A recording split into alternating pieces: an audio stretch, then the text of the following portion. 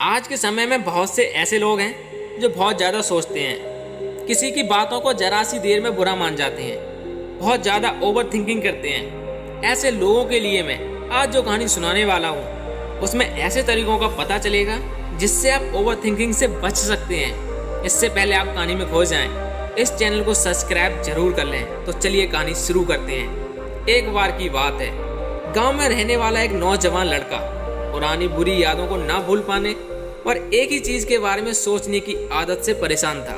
अगर उसे कोई कुछ कह देता या उसके साथ थोड़ा कुछ गलत हो जाता तो वह पूरे दिन उसी एक घटना के बारे में सोचता रहता था।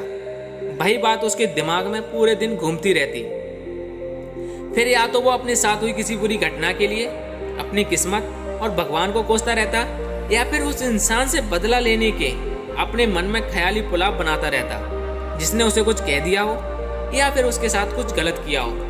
अपनी इस ज्यादा सोचने की आदत की वजह से ना तो लोगों के साथ उसके अच्छे रिश्ते थे और ना ही वह किसी काम को अच्छे से कर पाता था। वह हर वक्त तनाव व मानसिक अशांति की स्थिति में रहता था। उसकी ऐसी हालत को देखकर उसके मित्र ने उसे सलाह दी कि यहाँ पास के ही बौद्ध मठ में एक जैन मास्टर रहते हैं, तुम उनके पास जाओ, वो तुम्हारी इस मानसिक समस्या का कोई ना कोई समाधान अवश्य बता देंगे। वह नौजवान लड़का जैन मास्टर के पास जाता है और अपनी समस्या उन्हें बताता है कि कैसे वो एक ही घटना के बारे में बार बार सोचता रहता है और पुरानी यादों व बातों को भूल नहीं पाता है। लड़के की समस्या सुनने के बाद जैन मास्टर वहां से उठकर मठ के अंदर चले जाते हैं। जैन मास्टर का बिना कोई उत्तर दिए यूं उठकर चले जाना लड़के को कुछ अजीब सा लगता है, लेकिन फिर भी वह वहीं बैठा रहता है। थोड़ी देर बाद वह देखता है कि जैन मास्टर मिट्टी के गिलास में पानी भरकर उसकी तरफ चले आ रहे हैं। जैन मास्टर आकर लड़के के पास खड़े हो जाते हैं तो लड़का भी उनके सामने खड़ा हो जाता है। जैन मास्टर लड़के से पूछते हैं, बताओ कि इस गिलास का वजन कितना होगा। लड़के ने कहा कि मैं एकदम सटीक तो नहीं बता सकता, लेकिन इस गिलास का वजन बहुत कम है। जैन मास्टर ने गंभीर होकर कहा, मेरा प्रश्न यह है कि मैं अगर इस गिलास को थोड़ी देर ऐसे ही पकड़ के रखूं तो क्या होगा।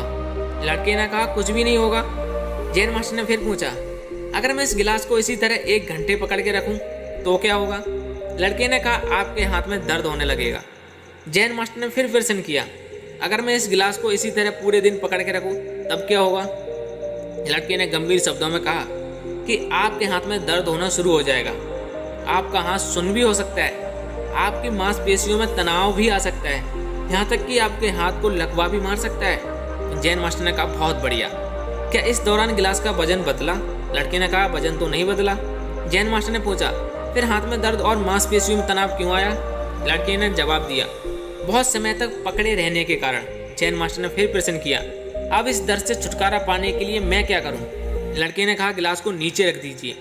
जैन मास्टर ने कहा, बिल्कुल सही है, जीवन की परेशानियां भी कुछ इसी तरह होती हैं, इन्हें कुछ देर तक अपने दिमाग में रखिए और लगेगा कि सब कुछ ठीक है। उनके बारे में ज़्यादा सोचिए और आपको पीड़ा होने लग जाएगी, और इन्हें अपने दिमाग में और भी देर तक रखिए, फिर ये आपको अशांत व पागल करने लग जाएंगी और आप कुछ भी नहीं कर पाएंगे। जैन मास्टर ने लड़के की तरफ इशारा करते हुए कहा, अपने जीवन की पिछली गलतियों और घटनाओं के बारे में सोचना जरूरी है, लेकिन उससे भी जरूरी है उनसे सीख कर आगे बढ़ना। अगर आप एक ही बात को पकड़ के बैठे रहते हो तो ठीक उसी गिलास की तरह ये तुम्हारे जीवन में दर्द पैदा कर देंगी।